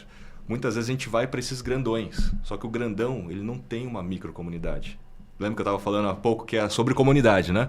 Como é que a gente faz hoje para construir marca atualmente? É sobre comunidade. E quem tem comunidade? As marcas não têm comunidade. A marca tem o quê? No máximo, seguidor ou uma audiência comprada. Mas não tem comunidade. Quem tem comunidade, de fato, é aquela pessoa que está todo dia contribuindo para aquela comunidade, falando sobre aquele assunto, ajudando as pessoas sobre aquele assunto. Essas são as pessoas que têm mais poder de conversão. Então, eu tenho que entender o jogo de comunidade por 2 motivos. Para eu produzir, então, o meu lugar de fala numa microcomunidade, para eu achar influenciadores naquela microcomunidade, ou para eu produzir um influenciador próprio dentro da própria marca que tenha lugar de fala nessa microcomunidade. Então, é muito estratégico a gente começar a olhar para comunidades, porque é isso que gera para a gente o tal do LTV. O Lifetime Value, a construção de marca, é muito focada hoje pelos promotores e não pela força da própria marca. E aí eu vou dar uma estatística para ficar mais fácil. 77% hoje dos usuários de internet do Brasil já usam plataformas de mídias sociais para buscar informações antes de tomar uma decisão, né? De produto, serviço, de marca. Com ferramenta de busca. Beleza. A gente já sabe que a geração Z já usa mais o TikTok do que o Google, inclusive, para esse mesmo fenômeno. Por isso que o TikTok é um fenômeno para venda, né? Mas se 77% do público usa as plataformas de mídias sociais para buscar, isso significa que 77% das suas vendas em potencial dependem de você aparecer nos resultados dessa busca, certo? Uhum. Porque você pode até estar vendendo hoje, mas as suas vendas em potencial, porque o futuro é sempre baseado nas gerações mais novas, né? Então a geração Z já está apontando. Se você não aparece no resultado dessa busca aqui no TikTok, no Instagram e tal, você está perdendo a oportunidade. E aí, quando as pessoas buscam alguma coisa, o que elas estão buscando? Vocês acham que elas estão buscando o perfil oficial da marca? Não. Que elas estão buscando o post oficial da marca? Ou elas estão buscando o UGC? Elas estão buscando o conteúdo feito pelo próprio cliente, falando da marca, mostrando a experiência que teve com a marca. Que às vezes eles nem sabem ainda se é a sua marca ou o seu produto. Eles vão chegar na sua marca ou no seu produto de alguma forma, né? E aí os dados todos apontam que o que a galera está buscando é as avaliações de outros consumidores, porque eles querem tomar uma decisão mais segura, né? Então, voltando então à fita, se 77% das pessoas estão buscando e o que elas estão buscando é a avaliação de outros consumidores, a presença digital e a construção de uma marca a partir de hoje depende muito menos daquilo que você, enquanto marca, posta sobre si, fala sobre si, depende muito mais daquilo que os seus clientes falam sobre você. Então, por isso que é sobre comunidade, por isso que cada vez mais é sobre o GC nas construção de marca, por isso que hoje Manucity consegue fazer uma puta marca do nada, assim, de creatina. Porque ela já tem a comunidade, ela já consegue fazer com que milhares de pessoas falem dela ou do produto dela no dia seguinte. Então, o que funciona hoje no TikTok não é você, enquanto marca, criar o seu perfil e ficar postando lá no seu perfil da marca. É fazer os TikTokers falarem de você. Né? Vira uma panfletagem que ninguém quer ver. Então, falando de TikTok Shop, por que o TikTok Shop é um fenômeno em relação, por exemplo, a Marketplace, como outros mercados, Mercado Livre, etc., porque lá dentro você já tem TikTokers querendo ganhar dinheiro com comissão falando da sua marca. Então, o que funciona mais é coloca um bando de TikTokers para falar de você, e não você falando de si. Você constrói uma marca rapidinho. Pegar o Sfit mesmo, do Zangier. É um cara que vocês podem trazer aqui para, inclusive, falar sobre TikTok Shop. Só no ano passado faturou 70 milhões de reais. Isso porque foi lançado o TikTok Shop em maio. Em dezembro, ele faturou 70 milhões de reais vendendo um suplemento. A Sfit. Você já ouviu falar da Sfit?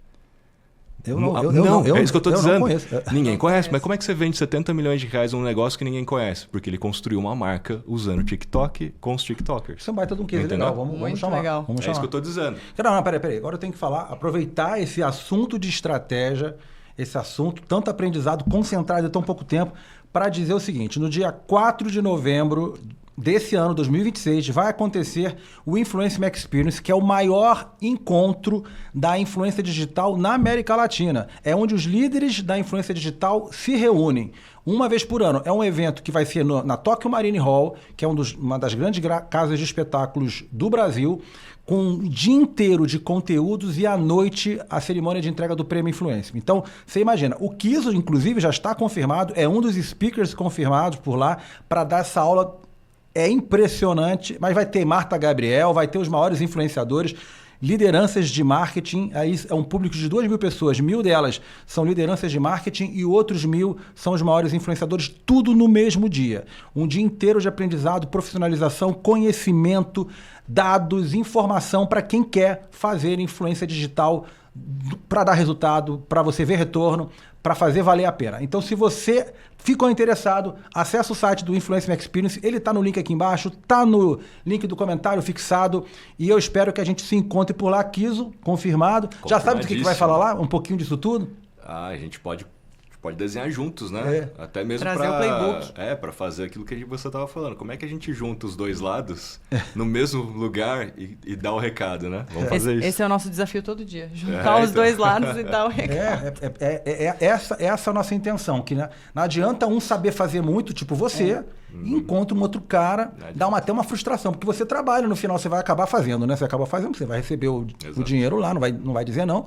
A marca faz sentido e tal. Mas você sabe que podia dar um resultado muito maior e não dá. E o outro, agora, na verdade, a gente está num momento pior. Nenhum dos dois sabe. Então não é que tem um lado tentando puxar para cima. Mas cada vez mais eu tenho, até na nossa conversa aqui tá me despertando muito isso, o quanto o creator sabe pouco, né? Ele sabe nada. Porque você viu o que ele falou no começo, eu não consigo nem chutar o dado de quantos creators pesquisam o público que o seu anunciante quer, o potencial disso dentro da sua base. Cara, onde eles pesquisariam isso? Eles não devem nem saber o que já dá pra... Mas eu já tô aqui achando que já tá rolando uma reunião aqui de trabalho. É bem provável que o anunciante também não saiba.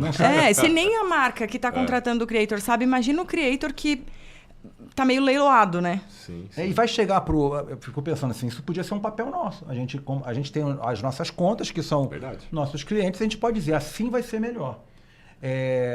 E aí fica assim a coisa, né? O desafio também, porque, por exemplo... Philips, AOC, esses clientes todos são Logitech, Mondial, Aiva, tudo cliente nosso. E a gente chegar pro cara e dizer o seguinte, cara, por exemplo, comer pelas beiradas, pegar um influenciador que não parece exatamente aquele que a gente quer, mas está num território que pode chegar, né? Tem desafio de convencimento duro aqui. O exemplo do território de marca para Philips é futebol. Não tem como não ser, entendeu? Não, o território do meu ICP é futebol, então ele tem que falar de futebol. Faz sentido? Totalmente. Agora, pro cara que tá anunciando, não, tem que falar de televisão. Não, cara, você vai falar de televisão. Até porque você não vai achar o creator. Exatamente. O influenciador de TV. Porque geralmente você vai pro cara que fala de gadgets, de lançamentos, de CES, né? Consumer Electronic Show. Não, vai lá e fala de futebol. Contrata alguém que fala de futebol. E que mostra que tá falando na sua televisão. Deixa eu ver, agora tem um quadrinho nosso aqui chamado Escolhas de Sofia. Escolhas de Sofia são escolhas difíceis. Que a gente bota uma situação para você, hipotética. Sofia, você conhece essa expressão?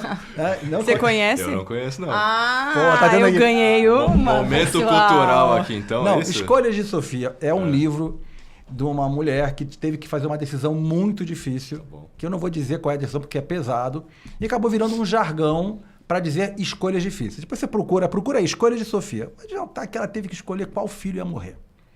Exato. Era uma situação... Pesado. Não pesa o clima? Pesou o clima. Pesou o clima, cara. Mas assim, cara, de cada 10 entrevistados aqui, uns 7 sabiam. Então, também eles queriam ou isso ou aquilo. Eu achei tão boring. Então é melhor, mesmo que a gente tenha que explicar, né? Enfim, Escolhas de Sofia. Vou dar um exemplo. Você é o diretor de marketing, você tem 10 milhões de reais. Só que nesse multiverso, você tem que escolher. O ano inteiro, você só pode gastar com mídia de awareness ou mídia de conversão. Aí eu vou, então, fazer uma resposta... Não vem com somebody love, com... Eu vou fazer uma resposta que é importante para todo mundo. A gente sempre fica nessa discussão do branding versus performance. Branding versus performance. Só que branding é performance, só que medido numa janela maior de tempo. Então não é uma coisa ou outra. Eu investiria em branding, porque se você só investir em performance, você vai colher as frutas baixas. Só que você nunca plantou a nova árvore. Então porque você performance não faz branding, né? Assim, a sua marca até aparece, etc. Só que o fato objetivo é... Geralmente, quando você... frutas baixas, você não... porque geralmente quando você coloca direto ali na performance, o que significaria pegar alguém que já vai comprar imediatamente, você está pegando quem já tem consciência, quem já precisa daquilo, quem já está maduro e preparado. Então, você está pegando as frutas baixas daquela árvore. Só que você colheu tudo. E agora? Cadê a fruta baixa? Não tem. Aí você tem que subir um pouco nessa árvore para pegar uma fruta que não está tão madura. O CPC vai custar mais caro, CPL, CP tudo vai ficar mais caro. Vai chegar um momento que não vale mais. Você está pagando para pegar lead. Não compensa. Só que você não plantou a nova árvore. E aí ferrou, é um ciclo vicioso. Aí você vai começar a competir com o seu concorrente, tentar pegar a fruta da árvore do concorrente, e aí começa a virar um espiral negativo. Então, o branding, criação de conteúdo, né, e tudo mais, é o quê? É plantar sementes. Que em algum momento isso vai virar uma árvore, em algum momento essa árvore vai dar frutos, e aí quando ela der frutos, você coleta com a mídia de performance. Então, no final das contas, a resposta, eu sei que eu gostei da analogia, awareness é performance, só que é performance de longo prazo. Isso aqui é um puta nota. Não, calma aí, vamos lá. Essa é um conceito importante de discussão, porque a gente fala, branding é performance, só que medido numa janela maior de tempo. Mas aí o ponto é, todo mundo tem esse conceito de que awareness e branding é de longo prazo. Vamos supor que eu plantei uma semente há 10 anos atrás e deu fruto hoje. Hoje, ele virou de curto prazo. Só que eu nunca parei de plantar semente. 10 anos atrás, 9 anos atrás, 8 anos atrás, eu fui continuamente plantando sementes. Hoje, todo dia dá fruto. É animal. Então não é mais longo prazo. Todo dia agora vira curto prazo. O tal do branding está me dando fruto todos os dias. Então não é mais longo prazo. Todo dia eu estou colhendo fruto. Sim. Então esse é o ponto que a gente acha que é longo prazo. E por ser longo prazo, a gente toma a decisão de não investir nisso. Porque eu quero investir naquilo que é de curto prazo. Eu quero ver, eu quero colher amanhã. E aí A ansiedade. Só que se você nunca planta, você não colhe. Então, assim, a lei da semeadura que já existe há muito tempo, né? Esse, inclusive, é um dos problemas, né? Porque como não há continuidade, muitas vezes, ele só está preocupado com o curto prazo, não pensa no futuro do negócio. Posso mandar mais um aqui? Manda. Rápido assim, ó. Você tem que centralizar o seu orçamento e decidir. Você pode botar seu dinheiro todinho numa mega celebridade que é direitinho o perfil que você quer e tal, ou gerenciar o caos, ter que coordenar 250 nano-influenciadores. Essa aí, eu gosto de escolhas de Sofia, assim, que a pessoa... Um minuto de silêncio, é que você falou que ele se encaixa perfeitamente com o público-alvo potencial. Você devia ter colocado essa parte. Porque se de fato for real isso, né? Você tem um grande que fala com o meu público ICP, eu prefiro o grande. Porque ele já tem o público que eu quero. É mais fácil continuar com ele 6 meses, 1 ano, aumentando o nível de consciência, frequência de impacto. Posso fazer um contra-argumento para ver se você muda de ideia? Olha lá, viu? Ele perdeu já. Ele não. Mas você falou que ele falava exatamente com o meu ICP. Ele fala exatamente com o seu ICP, mas eu vou te dar um risco. Que a gente, na conversa que a gente teve ontem, essa semana com a Suplay, que ele teve um caso desse. Eu não vou dizer o nome do influenciador, que era perfeito, gigante e tal, papapá. A marca começou a se confundir com o influenciador. Ao tal ponto que lá pelas tantas as pessoas não falavam mais assim, me dá aquela creatina da marca, me dá aquela criativa aquele produto lá, aquele suplemento do influenciador. Isso foi gerando um problema até um dia que o influenciador deu uma pirada, entendeu? E ele de uma vez perde valor de marca instantaneamente. Assim, você concentrou tudo no ovo só. Isso faz você pensar diferente? Sim, mas aí é o ponto do longo prazo, né? A gente tem que fazer essa estratégia de portfólio de influenciadores. Mas supondo que você falou, você tem que tomar uma decisão imediata. Eu colocaria um influenciador, porque para ele mesmo, nesse caso da Suplay, deu certo. Ele vendeu muito, certo? Vendeu. Lá na frente deu um problema pela confusão mas de foi marca, bom enquanto durou. Mas foi muito bom. Se ele tivesse tomado a decisão lá atrás de pulverizar em 200 nanos, talvez ele não teria tido o mesmo resultado, porque ele não teria frequência de impacto, aquela coisa toda, né, que a gente já falou. Ia ser um monte de picadinho ali, galera só fazendo uma publizinha e acabou. Agora, com você concentra, gera as consciência, faz virar parte do dia a dia daquele influenciador. Sim, eu vou tentar tornar aqui essa questão um pouquinho mais complexa. 100 nanos ou o grandão, né? O grandão perfeito, mas vamos pensar que são 100 nanos muito bons. Os 100 nanos não são imperfeitos. São... Mudou. Mudou. Já tá mudando. Ele tá te colocando em outra situação. Mas assim, a gente não consideraria 100 porcaria. São 100 nanos que de alguma coisa estão nos seus territórios, aquela conversa lá dos territórios, o cara chega lá. Os caras são bons nanos, né? E esses 100 nanos são praticamente o G6. Tá bom. Então, esses caras vai ser caótico no começo, mas depois de um tempo, eu acho que eu optaria pelos 100 nanos, sabe? Porque esses caras são caóticos, mas com o tempo você vai organizar. São os mesmos 100 caras que você vai tocar. 3 meses depois eles estão suficientemente treinados e começam a emergir na coisa. Você começa a entender. Você gosta de dados. Colher dados de 100 vai me dar muito mais experimentação do que com um cara só.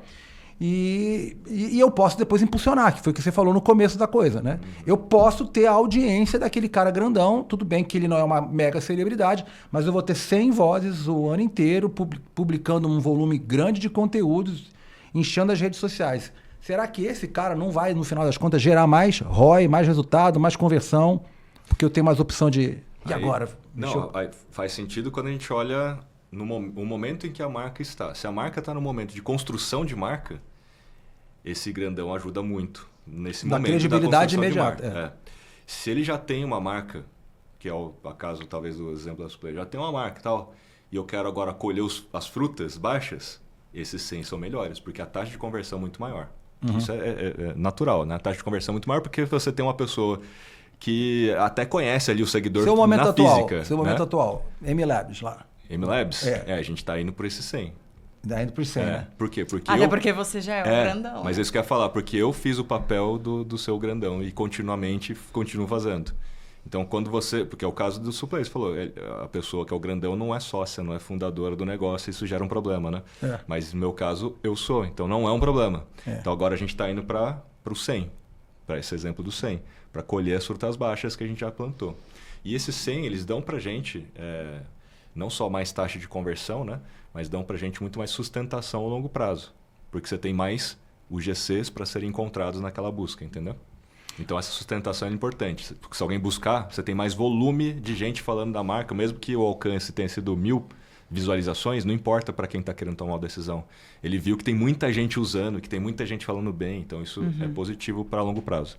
Agora, uma para terminar aqui é de inteligência artificial. A gente teve um papo com o Facó, que é o CMO da FGV, ele fez uma tese de doutorado muito interessante, que ele fez um experimento. Ele fez 4 vídeos. 2 com uma humana e 2 com um avatar de IA. Tá.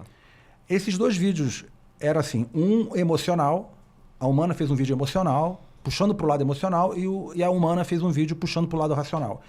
E a IA fez exatamente o mesmo texto, mimetizando a humana, mas ela fez também um emocional e um racional. Botou R$5.000 em cada um desses vídeos, total de 20 mil, e impulsionou. E ele descobriu, por exemplo, que a inteligência artificial, a Avatar, gerou mais resultado que a humana no post racional. Mas foi muito mais, 40% a mais, assim, de tudo. No post emocional, a humana passou a IA, mas não foi por muito. Passou, mas não foi por muito.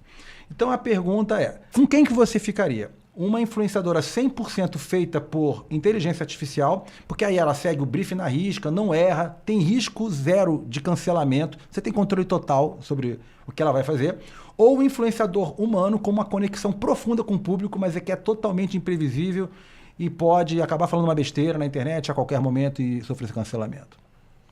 Eu ainda ficaria com a real, por alguns fatores. Não estamos falando de anúncio. Vamos falar de orgânico primeiro, tá? É orgânico. Então falar de é uma publi, porém orgânica. Porque tem respostas diferentes dependendo do que Você vê que for. a pessoa de dados, ela não toma decisão sem dados, né? Não, porque assim, no orgânico, todo o caminho que o orgânico está tomando, inclusive as plataformas todas, o Instagram, eles estão tomando decisões de reduzir o alcance orgânico daquilo que é feito inteiramente por IA. Então eles já criaram um consórcio juntos para identificar o que é feito pelo IA com um protocolo chamado C2PA. E já está acontecendo. Então, se você faz um conteúdo 100% feito por IA, pelo Claude, pelo Image 2 lá do ChatGPT e tal, ele já sai com essa meta tag. Até estático. Já sai com a meta tag. E aí, eles detectando o que foi feito 100% por IA, eles reduzem se você não colocar no label que foi feito por IA. Porque quando você vai subir um post, tem a opção agora de você marcar que foi feito por IA. Se você for transparente e honesto, você tende a ter menos penalidades ou menos diminuição do alcance. Mas já está acontecendo essa preocupação global. Tanto que o YouTube está reduzindo para creator que tem perfil dark, né, que seria esses perfis, ele nem aparece, né? A monetização já reduziu ao extremo, porque a galera começou a criar muito conteúdo feito por IA para tentar ganhar dinheiro. E o que a IA faz melhor que um time de marketing? Então, aí, só para concluir esse ponto do orgânico, como eles estão fazendo essa redução, o próprio Adam Mosseri, em 31 de dezembro de 2025, ele fez um desabafo falando que o próprio Instagram não está conseguindo acompanhar a velocidade de proliferação de conteúdos feitos inteiramente por IA. O que significa um problema para a plataforma, porque se aumenta o número de posts na plataforma, mas não aumenta a audiência da plataforma, aumenta só a competição pela atenção pelas mesmas pessoas. Então, achata o alcance orgânico de quem é real, de quem é um creator bom. Não é bom para eles. E não é bom para eles, porque o creator é quem retém a audiência dentro do aplicativo. Se você não retém a audiência, você não coloca anúncio lá no meio, né? Então, o fato é esse. Eles começaram a tomar essas decisões para reduzir esse problema. Uma delas foi mudar o algoritmo do Reels. Começaram pelo Facebook, Reels, e estão expandindo isso para o Instagram Reels, que é olhar não só para sinais de popularidade de um post, que é like, comentário, compartilhamento e retenção, e passar a olhar para sinais de humanidade num post, para ver se realmente é uma pessoa que está falando, se essa pessoa tem uma comunidade, se ela interage com as pessoas, se ela responde às pessoas. E logo abaixo agora dos Reels, vocês já devem ter visto, aparece esse conteúdo foi interessante para você, sim ou não. Já viram esse recado? E agora você, enquanto humano, fala sim ou não. Por quê? Vamos pegar um exemplo de um caso clássico. Vai aparecer um vídeo que é um acidente. E aparece imagens fortes e tal. Seu cérebro não consegue pular. Ele quer saber o que aconteceu. Cara, eu caio, eu acredito. Você quer saber o que aconteu. Só que no final do dia, não é relevante para você. Só que você deu todos os sinais do mundo para o algoritmo de que é o melhor conteúdo. Se você assistir até o final... Tem que ter o botão para você falar que não, porque, não quero ficar vendo isso. Então, na hora que você pega os sinais humanos, você fala, foi bom para você falar, não. Aí eles começaram, dentro do algoritmo, a olhar agora para sinais de humanidade também, para determinar se aquele conteúdo vai ser distribuído ou não. Então, olhando para esse futuro, eu prefiro o ser humano porque vai ter mais oportunidade de alcance. Olhando para anúncios, o ponto do anúncio é que o dinheiro fala mais alto no final do dia. Todas as características mostram que o GC converte mais. Né? Por quê? Porque é o tal do lo-fi, parece mais nativo, não parece propaganda. As pessoas tendem a acreditar que aquele conteúdo ou aquele produto é mais bom. real. Né? Só que no final do dia a gente está falando sobre ética.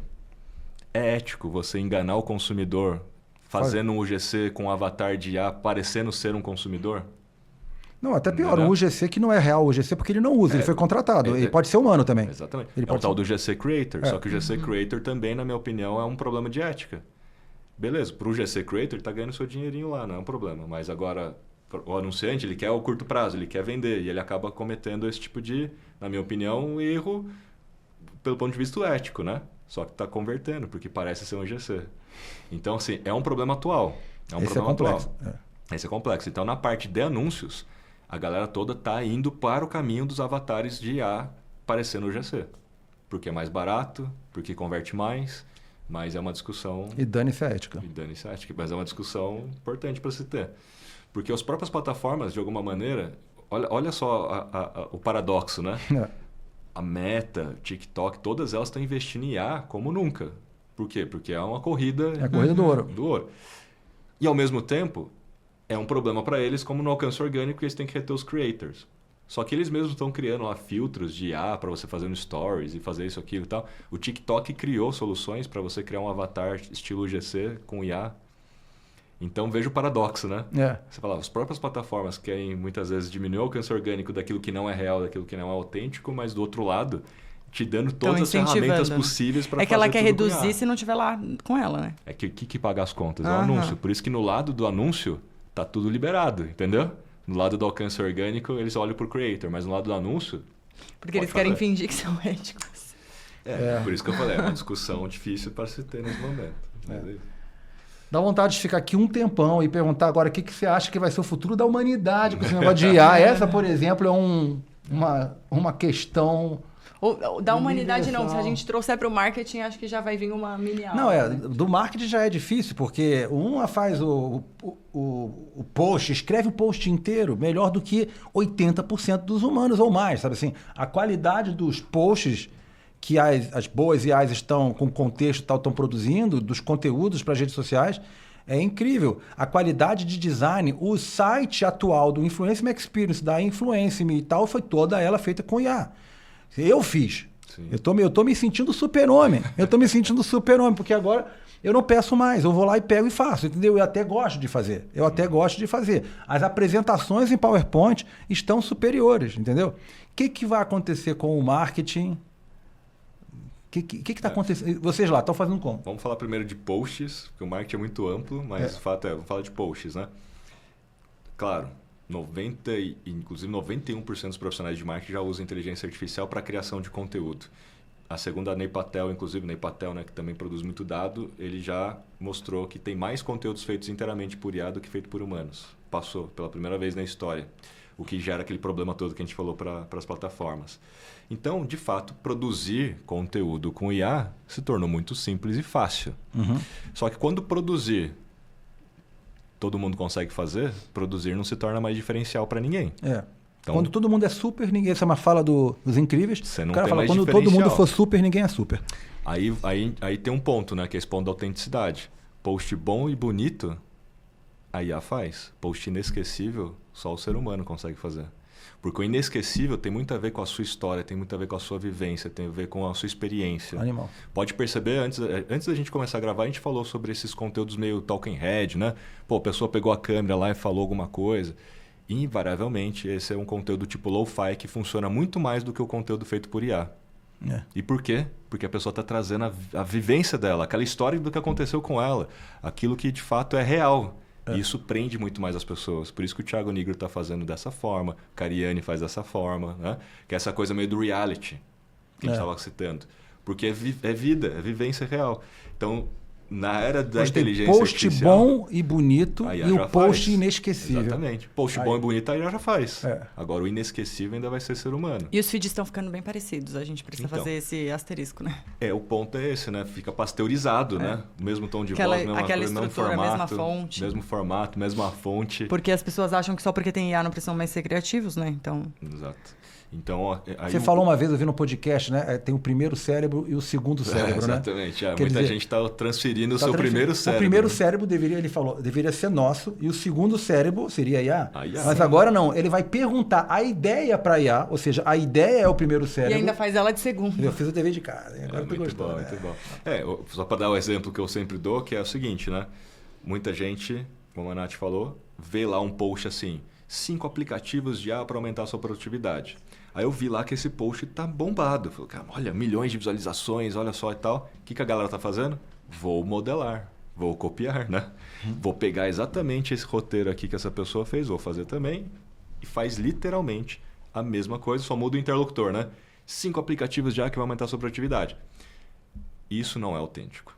Ele usou a IA para pegar o roteiro, para transcrever, sei lá o que foi lá e filmou, beleza. Às vezes nem se filmou, né? Se clonou no HeyGen e ainda fez o vídeo com ele clonado. E o Google agora também já faz isso, né, e tal. Mas, olhando pelo ponto do post inesquecível, né, versus post bom e bonito, eu testar literalmente esses 5, porque o cara que fez o vídeo, ele nem testou, ele nem se cadastrou nas 5, ele só pegou o roteiro do outro. Eu testar os 5 e ver, de fato, qual é o melhor. Com a minha experiência, com a minha vivência. E eu falo, cara, você que é empreendedor, lembra o meu ICP? Você tem que ter clareza de qual é o seu público. Pô, você que é empreendedor. Eu testei 5 aplicativos de IA que aumentam a produtividade e eu vou te falar qual é o melhor, que faz parte do meu dia a dia, da minha rotina e tal. Ou seja, agora eu estou trazendo Totalmente a minha O vivência. melhor e como eu uso, né? Estou trazendo a minha experiência. Isso é muito mais impactante do que só dar, né, cuspir lá o que a IA falou. Então a galera pega no ChatGPT o texto e coloca lá no carrossel. Pega o roteiro e grava. Só que não tem vivência, não tem experiência. Então na era da inteligência artificial, o diferencial é ser real.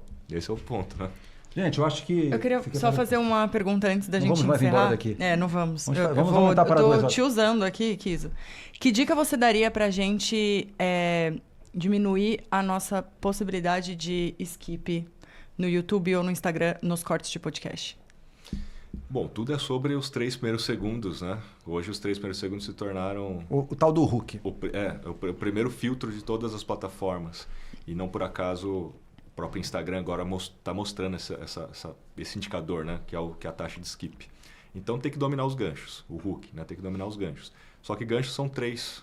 O gancho visual, o gancho verbal e o gancho de texto.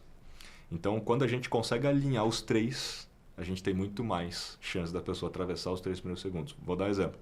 Gancho visual é aquilo que você está mostrando no cenário, aquilo que eu estou fazendo no gesto corporal, alguma coisa que chama a atenção da pessoa. Todo mundo já deve ter visto aquele vídeo que a pessoa está numa cadeira amarrada e tem um carro que já está correndo com o cabo da corda amarrado na cadeira. Esperando o cara se lascar. É um gancho visual. Você fala, o que vai acontecer? Às vezes a pessoa não falou nada, né? Então, a primeira dica é a gente colocar uma foto do Kiso amarrada na cabeça. Então, mas é o gancho visual. Só que os 3 ganchos precisam estar alinhados. Você pode fazer um gancho só, que é só o visual. Tipo, eu não estou falando nada, não tem nenhum texto escrito Aí, em se cima você foi do negócio. muito foda e arrumou um puta de um gancho visual, pode dar certo. Pode dar certo, você está lá na cadeira. Só que a pessoa ainda não sacou do que se trata esse post, sei lá, o que se trata esse conteúdo. Agora, se eu tenho gancho visual e eu tô lá na cadeira amarrado e eu começo a falar, eu só tenho 10 segundos para falar sobre o assunto tal porque vai acontecer alguma coisa, eu tô alinhando aquilo que eu estou falando com o gancho visual. Já fica mais interessante, a pessoa já entendeu e sacou do que se trata esse vídeo, sei lá, esse podcast, alguma coisa assim. E se eu coloco em cima ainda, além do que eu estou falando, coloco um título, que é uma pergunta, uma afirmação polêmica que está alinhada com o conteúdo, melhor ainda. Então, Muito quando a bom. gente tem esses 3 alinhados, esses 3 tipos de gancho, é muito mais provável da pessoa atravessar os 3 primeiros segundos. E aí, quando a gente fala de ganchos, os dados provam que a gente tem ganchos que geram mais engajamento e não necessariamente isso gera mais alcance qualificado, né? Os ganchos que geram mais engajamento no Reels, um deles é o gancho tipo wow, que é esse que eu estou falando da cadeira amarrada, esse gancho tipo wow, criativo demais. É tipo o cavalo que vai dar um coice, aparece a pessoa atrás. Essas coisas mirabolantes assim que a galera faz. Gera mais engajamento? Gera. Tem um caso emblemático que eu sempre mostro nas minhas palestras, que é uma pessoa pulando numa caixa d'água. Literalmente pulando numa caixa d'água, visualmente. Cara, o que vai acontecer? Pulando do alto, né? E a mulher quase se afoga e tal, e começa a se debater essas caixas d'água gigantes, né? Começa a debater em gancho visual. Ela levanta e fala, caixa d'água Fortal 3.000 litros por R$399, venha pra loja. Ela fez um CTA. Só tinha, então, o gancho visual, certo? Que não tinha nada depois. Engaja ou não engaja? Pô, engaja um monte. Você vai ver um monte de comentário. Nossa, que ele viralizou o vídeo, um monte de comentário. Todo mundo kkkk, ela quase morreu afogada. Olha a risada da mulher do fundo, que tem uma mulher do fundo dando risada. Alguém perguntou da caixa d'água? Não. Vendeu a caixa d'água? Alguém lembra quanto custa? Não. Não, provavelmente não. Todo mundo só foi pelo entretenimento do gancho visual, do gancho tipo wow. Então esse é o risco da história da gente meter os pés pelas mãos, querer entrar numa trendzinha, viralizar e não atrair o público certo, né? E a gente pode acabar com o nosso perfil, inclusive, por causa disso. Agora, se a gente inverter essa pesquisa, essa mesma pesquisa, ela mostra que se eu quiser ter alcance qualificado, qual é o tipo de gancho que gera mais alcance qualificado? É o gancho tipo pergunta. Porque a pergunta, ela é qualificatória, né? Eu posso pegar uma pergunta que a pessoa já faz no Google, a pergunta que a pessoa já faz no TikTok. Qual é a dor que ela tem?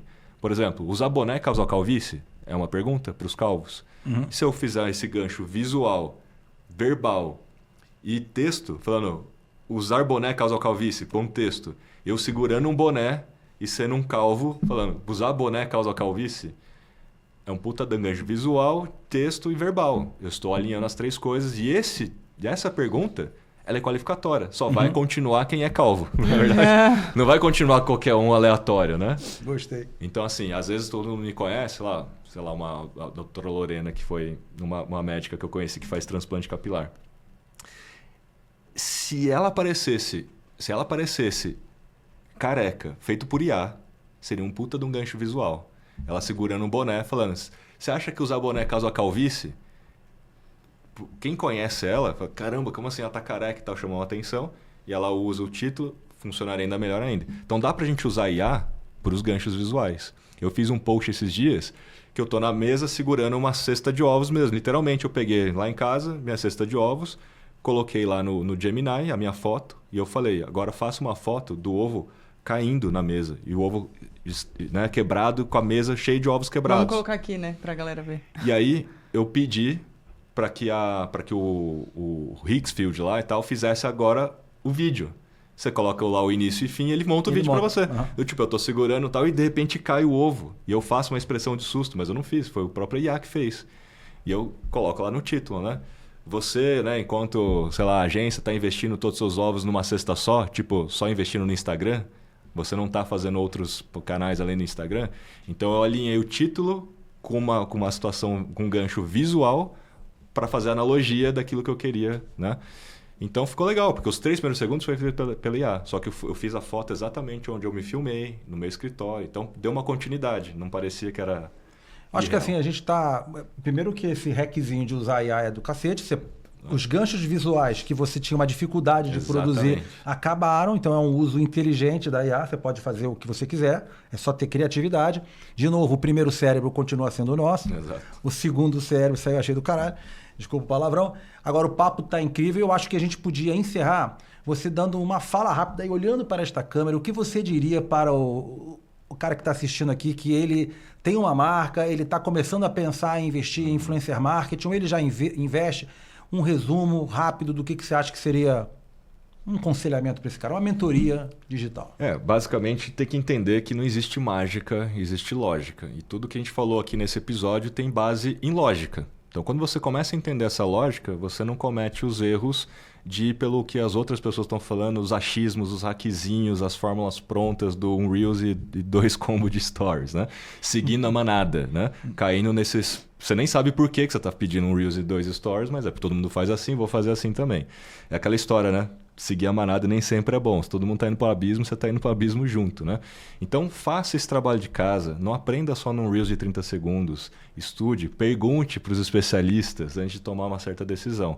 Por isso que eu digo que não existe mágica, existe lógica. Quando você entende a lógica, você toma decisões muito mais seguras, mais embasadas e mais prováveis de ter sucesso. Não existe mágica, existe lógica. Inclusive, isso é um key learning. E a gente tem um quadro aqui com apoio da nossa Yara. Conhece a Yara? É Inteligência Artificial do Rodrigo Azevedo. Nesse momento, tudo que termina com IA ou começa com IA é alguma IA de alguma... Muito bem, a Yara, ela preparou um resumo do melhor que a gente teve aqui hoje. A gente vai passar juntinho. É um presente para você. Chegou até o final do vídeo. Um Key Learns resumido, organizado, para a gente aprender junto aqui. A era do achismo acabou faz tempo. Olhar muito mais para quem é o perfil ideal do seu cliente, quem é o perfil ideal do seu parceiro para criar um conteúdo mais adequado para ele. Se você não tiver mídia paga junto com o próprio orgânico, você não consegue ter previsibilidade. A jornada significa que essa pessoa precisa descobrir aquilo que aquela marca existe, depois ela precisa considerar a marca e a terceira etapa é a conversão. O Reels, ele é o que tem maior potencial para extrapolar a sua própria base para alcance de não seguidores. O algoritmo sempre distribui primeiro um conteúdo para uma amostra estatística dos seus seguidores e não é qualquer seguidor, são recém-seguidores. Sempre que você fizer um stories pedindo para a pessoa responder, uma interação do tipo resposta vai explodir o alcance desses stories. O link direto dele gera taxa de saída, e taxa de saída é um sinal negativo para os stories. O Dark Post, ele não aparece no seu feed, então você não fica meio comercialzão demais. Esse aqui eu nem sei se foi dele, mas você que não sabe ainda como é que funciona o algoritmo, ele ainda não odeia ninguém. Ele não odeia ninguém, ele não tem sentimentos. Então, Kizo, muito obrigado. Foi uma baita de uma aula, uma masterclass aqui para os nossos... Uma consultoria. Uma consultoria grátis, cara, foi animal. Cara, agradecemos demais. Espero que vocês tenham gostado tanto quanto a gente gostou. Eu adorei. Vocês aí curtiram, né, pessoal? Sim! Bate palma. Você também se divertiu, curtiu? Muito, não, eu adoro falar sobre esse assunto e vocês foram ótimos hosts aí, fazendo provocações nunca antes feitas para mim, foi uma discussão boa. Que legal, cara. Pô, obrigado. Espero que você também tenha curtido tanto quanto nós curtimos. E se curtiu mesmo, já sabe, se inscreve, engaja com o canal aqui, deixa o seu comentário com perguntas, o que você aprendeu, quais foram os insights, quais são as suas outras dúvidas. E é isso, cara. A gente se vê no futuro, no próximo episódio do Influence Me Cast. Valeu! Até lá!